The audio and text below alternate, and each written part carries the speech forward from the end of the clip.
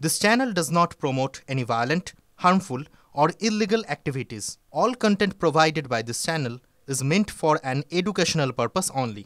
বাহ এবার হয়েছে স্বাদ হ্যাঁ অপূর্ব স্বাদ এমডিএচ এর চাঙ্কি চাট মশলা জীবনে আসল স্বাদ জাগলো আসল মশলা এসএস এমডিএচ দেখছেন টিভি9 বাংলা সুপার প্রাইম টাইম নিয়ে আমি আপনাদের সঙ্গে। ভোটার তালিকা সংশোধনের নামে ঘুরপথে এনআরসি চালুর ফন্দি করা হচ্ছে কি?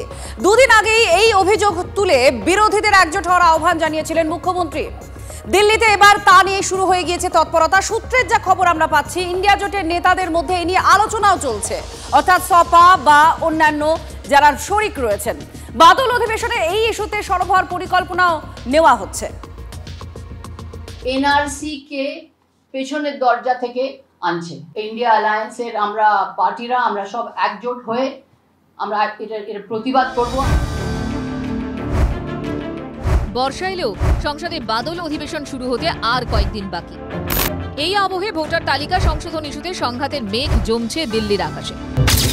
মমতা বন্দ্যোপাধ্যায় সুর বেঁধে দিয়েছিলেন, এবার সেই সুরে সুর মিলিয়ে বিজেপি বিরোধী ইন্ডিয়া জোটের অন্য দলগুলিরও অভিযোগ, নির্বাচন কমিশনের ভোটার তালিকা সংশোধন আসলে ঘুরপথে এনআরসি চালুর ফন্দি।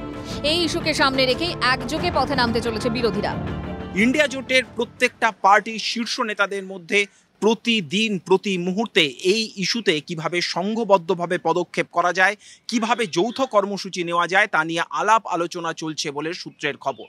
যে খবর আমাদের কাছে আসছে, সংসদের বাদল অধিবেশন শুরুর আগেই জাতীয় নির্বাচন কমিশনের বিরুদ্ধে রাস্তায় নামতে চলেছে ইন্ডিয়া জোট। হাজার হাজার ভোটারদের ভোটার তালিকা থেকে বাদ দেওয়ার জন্য এই ষড়যন্ত্রটা করা হচ্ছে। এনআরসি কে পেছনের দরজা থেকে আনছে। এটা একটা ভয়ঙ্কর পদক্ষেপ, এটা একটা কেলেঙ্কারি। একই সন্দেহ কংগ্রেসেরও। আজকে সরকারের মনে হয়েছে যে আবার আন্দোলন হয়ে যাবে, সিধা সরাসরি বলতে গেলে পিছনের দরজা দিয়ে এটা সিএ এনআরসি চালু করারই আরেকটা প্রক্রিয়া বলে আমার সন্দেহ হচ্ছে। এবার বাংলায় বাসা বেঁধেছে Bangladeshi voter.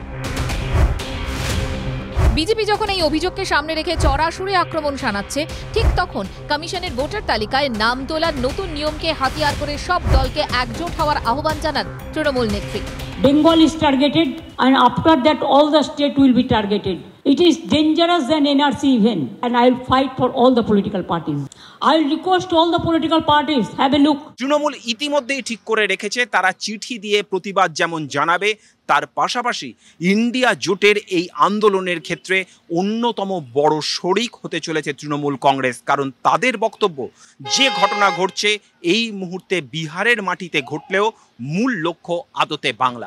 Fresh voter list ये जो है बनाएंगे केवल मात्र 25 दिनों के अंदर, ये इम्पॉसिबल है। 8 करोड़ लोगों का आप डोर टू डोर कैसे जाओगे? आप डॉक्यूमेंट्स ऐसे मांगे जा रहे हैं जो गरीबों के पास है ही नहीं। ये साजिश की बू है।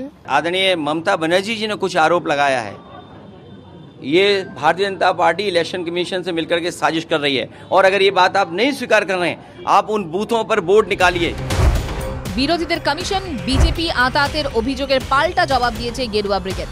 उन्हें वोट के फर्जी वोटों की चिंता है, इसलिए वो इस तरह की आपत्ति जता रहे। ये सब लोगों को गुमराह करने की बात है। ये काम होने दीजिए, बंगाल में भी होगा, आसाम में भी होगा, और भी राज्य में जहां इलेक्शन होगा वहां भी होगा, पूरे देश में होगा। স্বাভাবিকভাবেই এই লড়াইকে কেন্দ্র করে ইন্ডিয়া জোটের ঐক্যের সমীকরণ কোন দিকে যায়, আমাদের নজর থাকবে সেদিকেও। নয়াদিল্লি থেকে ক্যামেরায় অনুদীপ শর্মার সঙ্গে জ্যোতির্ময় কর্মকার, টিভি9 বাংলা। খাবার থেকে নিত্য প্রয়োজনীয় যে কোনো জিনিস যা খুশি আমরা পেতে পারি মোবাইলে একটা নির্দিষ্ট কিছু অ্যাপ যদি আমরা ডাউনলোড করি, সেই অ্যাপে ক্লিক করলে এবার নাগরিক অধিকার প্রয়োগেও মুশকিল আসান সেই মোবাইলই হয়ে যাচ্ছে। বুথে না গিয়ে বাড়িতে বসে মোবাইল অ্যাপের মাধ্যমে বেছে নেওয়া যাবে পছন্দের প্রার্থীকে। দেশের প্রথম রাজ্য হিসেবে বিহারে পুর নির্বাচনে প্রথমবারের জন্য ব্যবহার হচ্ছে এই ভোটিং সিস্টেম। সাড়াও মিলেছে যথেষ্ট।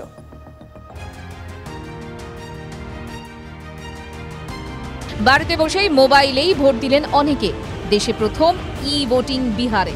এর ফলে উত্তর ইউরোপের দেশ এস্তোনিয়ার সঙ্গে এক আসনে চলে এলো ভারত। শনিবার বিহারের 3টি জেলায় 6টি পুরসভায় চলে ভোট গ্রহণ। সেখানে ই-ভোটিং সিস্টেমের মাধ্যমে ভোটাধিকার প্রয়োগ করেন এলাকাবাসী। কিন্তু কারা মোবাইলের মাধ্যমে ভোট দিতে পারবেন? নির্বাচন কমিশন জানিয়েছে, যারা শারীরিক বা দূরত্বের কারণে ভোট কেন্দ্রে পৌঁছতে পারছেন না, যেমন বয়স্ক নাগরিক, বিশেষভাবে সক্ষম ব্যক্তি, গর্ভবতী মহিলা এবং পরিযায়ী ভোটার। কিন্তু মোবাইলের মাধ্যমে কিভাবে দেওয়া যাবে ভোট? বিহার রাজ্য নির্বাচন কমিশন ও কেন্দ্রীয় সরকারের অধীনস্থ centre for development of advanced computing এর তৈরি 2টি মোবাইল অ্যাপ্লিকেশন ব্যবহারে দেওয়া যাবে ভোট। এর জন্য ভোটদাতার মোবাইলে ই-ভোটিং SCCBHR অ্যাপ ডাউনলোড করতে হবে।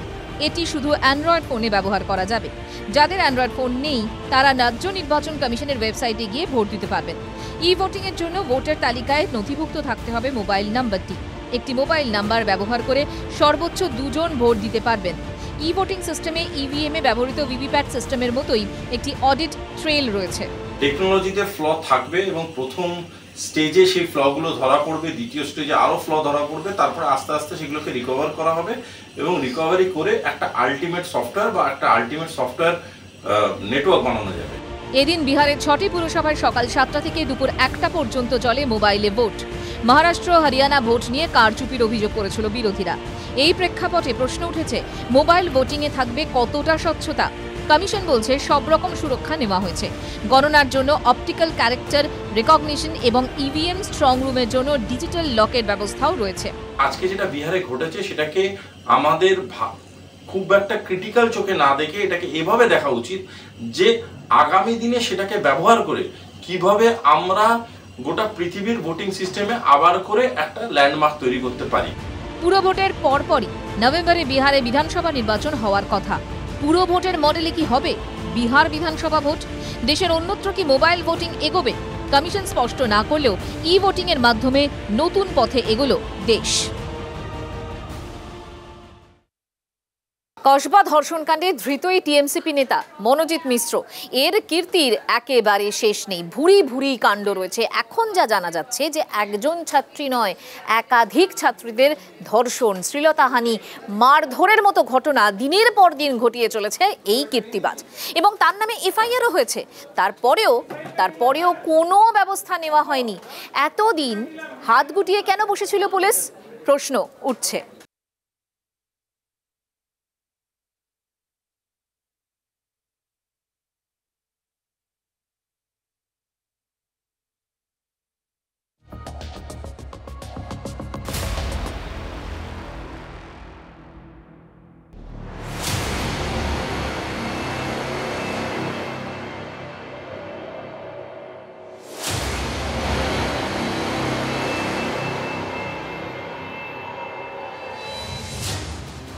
চিরকালই রাউডি, বেপরোয়া, পুলিশের খাতায় নাম তৃণমূল ছাত্র পরিষদের নেতা মনোজিৎ মিশ্রর বিরুদ্ধে অভিযোগের শেষ নেই। গুন্ডা দিয়ে ছাত্র পেটানো, হুমকির অভিযোগ ধৃত মনোজিতের বিরুদ্ধে। চেতলা থানা এলাকায় খুনের চেষ্টার অভিযোগ ওঠে। কালীঘাট থানা এলাকায় বেআইনি অস্ত্র নিয়ে গ্রেফতার হয় মনোজিৎ। একাধিক ছাত্রী শ্লীলতাহানি, হুমকি আর গায়ে হাত তোলার অভিযোগ রয়েছে। পড়ুয়াদের অভিযোগ, মা বাবাকে গ্রেফতার করিয়ে দেওয়ার হুমকি দিত মনোজিৎ।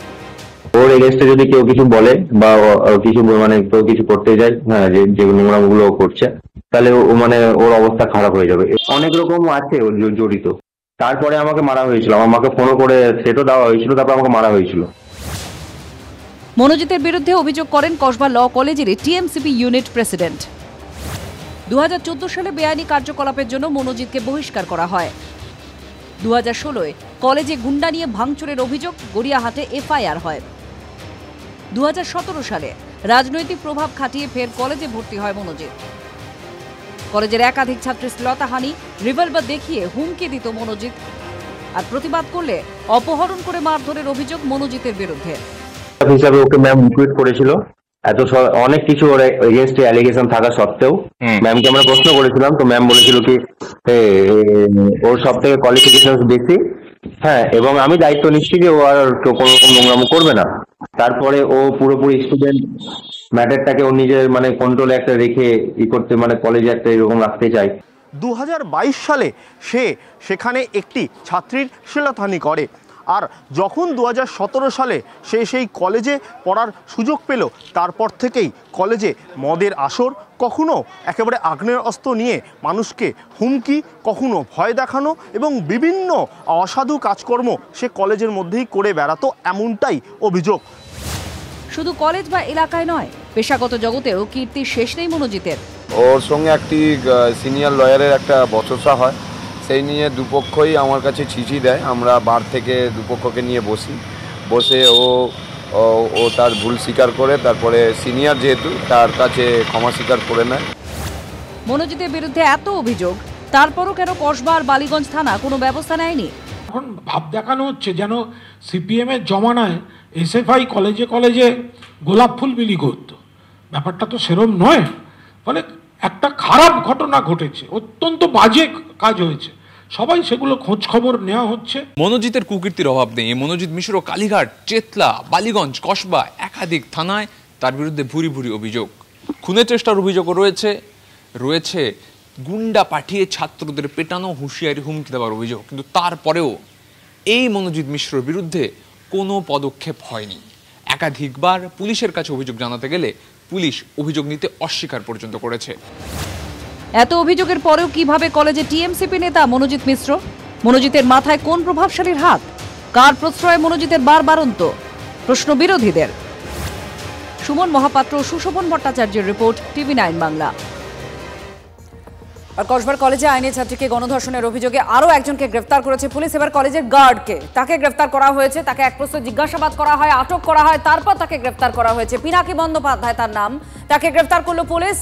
এই নিয়ে তৃণমূলের ছাত্র নেতা সহ ধৃত বেড়ে হলো 4। ধর্ষকরা যখন তার উপরে বিভৎস নির্যাতন চালাচ্ছিল, তখন বারবার কাতর আরতি করা সত্ত্বেও গার্ডের কোনো সাহায্য পাননি বলে জানিয়েছেন অভিযোগকারিনী। আর গার্ডকে বের করে দিয়ে গার্ড রুমে গণধর্ষণের অভিযোগ ওঠে টিএমসিপি নেতা মনোজিৎ মিশ্রদের বিরুদ্ধে। এই ঘটনার অন্যতম প্রত্যক্ষদর্শী এই গার্ড। প্রথম থেকে গার্ডের ভূমিকা নিয়ে একটা সন্দেহ তৈরি হয়েছিল। কোনো তথ্য আড়ালের চেষ্টা করছে কি নিরাপত্তারক্ষী, এই প্রশ্ন উঠছে। গার্ডের দেওয়া বয়ান সত্যি বলে মনে করছেন না তদন্তকারীরা, এতটাই সন্দেহ দৃঢ় হচ্ছে।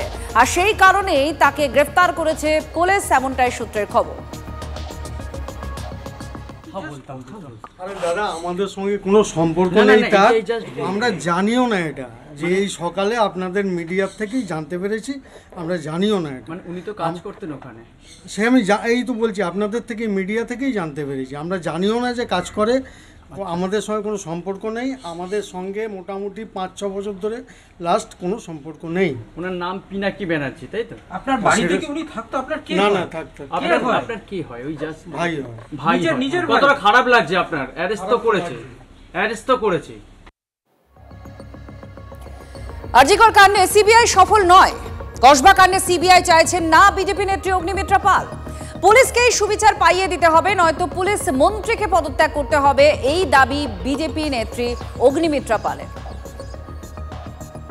আরজিকর কেসে সিবিআই সফল নয়, এটা আমি আপনার সাথে সহমত। কিন্তু আমি সিবিআই আমার দিক থেকে, আমি ব্যক্তি অগ্নিমিত্রা বলছি, আমি সিবিআই চাইছি না। কারণ আমি কেন সবসময় সিবিআই চাইবো? যেখানে আমার মাইনের টাকাতে পুলিশ রয়েছে, তারা কি শুধু তোলাবাজি করবে আর তৃণমূলের সিন্ডিকেট চালাবে আর কাটমানিগুলোকে কালীঘাটে আর শান্তিনিকেতনে পাঠাবে? সেটাই তাদের কাজ। সুতরাং যার যেটা কাজ সে সেই কাজটাই করবে। কোনো সিবিআই আমরা চাই না। পুলিশ, মমতা ব্যানার্জির পুলিশ এত বড় বড় কথা বলেন মহিলাদের সুরক্ষা নিয়ে, তিনি বিচার দেবেন, তাকেই ইনভেস্টিগেশন করতে হবে। আর নয়তো তাকে রেজিগনেশন দিক, তিনি রেজিগনেশন দিন, আমরা চাই তিনি রেজিগনেশন দিক। মেনে নিলেন আরজিকরের যে ইনসিডেন্ট, কারণ সিবিআই পুলিশের থেকে বেশি কিছু অন্য কিছু পায়নি। অর্থাৎ কলকাতা পুলিশ সঠিকভাবে সঠিক পথে চলেছিল, সেই পুলিশই আবার ধরেছে 12 ঘন্টা, কমপ্লেন্টের 12 ঘন্টার মধ্যে কিন্তু ধরেছে 3 জনকে আর 1 জনকে পরে ধরেছে, 4 জন অ্যারেস্টেড। সুতরাং সেই পুলিশ যে যথাযথ ব্যবস্থা নেবে সে বিষয়ে কোনো সন্দেহ নেই, কারণ পুলিশ মন্ত্রীর নাম মমতা বন্দ্যোপাধ্যায়। অগ্নিমিত্রা পাল কি বললেন তাই দিয়ে তো রাজ্য চলে না। 26-এর ভোটে 50-এর নিচে। কয়েকদিন আগে এই চ্যালেঞ্জই বঙ্গ বিজেপিকে ছুড়ে দিয়েছেন তৃণমূল কংগ্রেসের second in command Abhishek Bandyopadhyay. তার এই চ্যালেঞ্জকে যোগ্য জবাব দিতে কাকে ক্যাপ্টেন করবে বঙ্গ বিজেপি? এই মুহূর্তে 26-এর বিধানসভা নির্বাচনের আগে তারা কি ক্যাপ্টেন বদল করবে? এই জল্পনা কিন্তু বেশ জোরালো। কয়েকজনের নামও কিন্তু শোনা যাচ্ছে, কিন্তু কারা রয়েছেন সেই তালিকায় দেখুন টিভি 9 বাংলার স্পেশাল রিপোর্ট।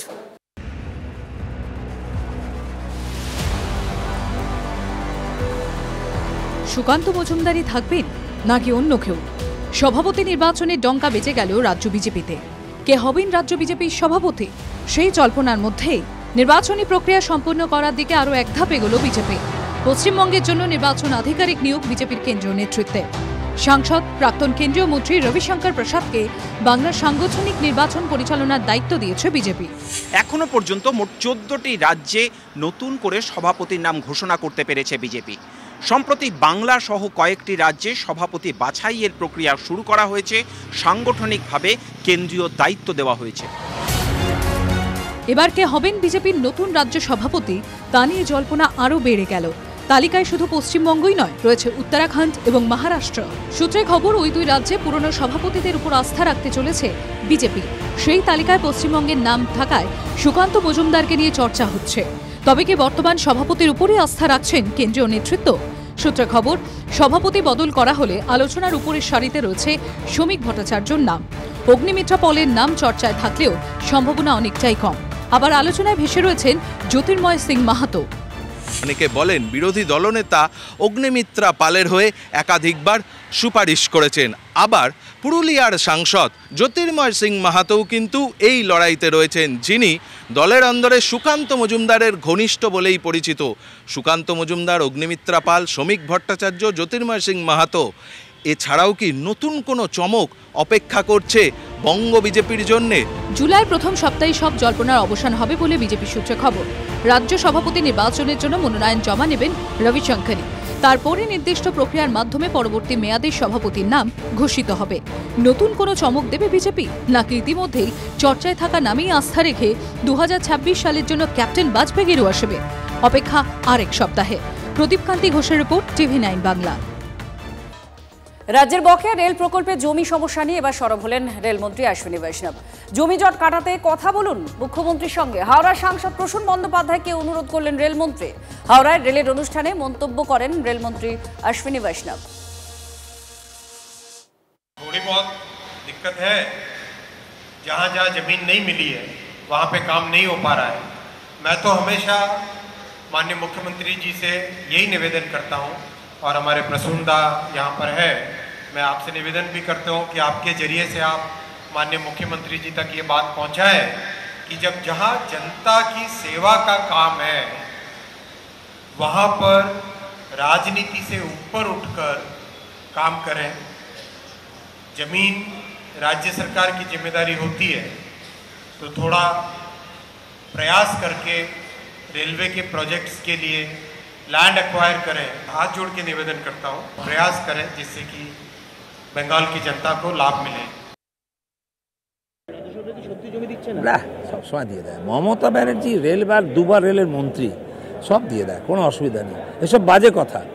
আমরা চাই ঘরটা ভালো হোক, হাওড়াটা ভালো হোক, আমার কাছে বাংলার ভালো হোক, সব বাজে, সব মিথ্যা বলছি। এতে তো হাত মারা যায় না, হাতাহাতি ঘুরোঘুরি করার জায়গা নয় তো।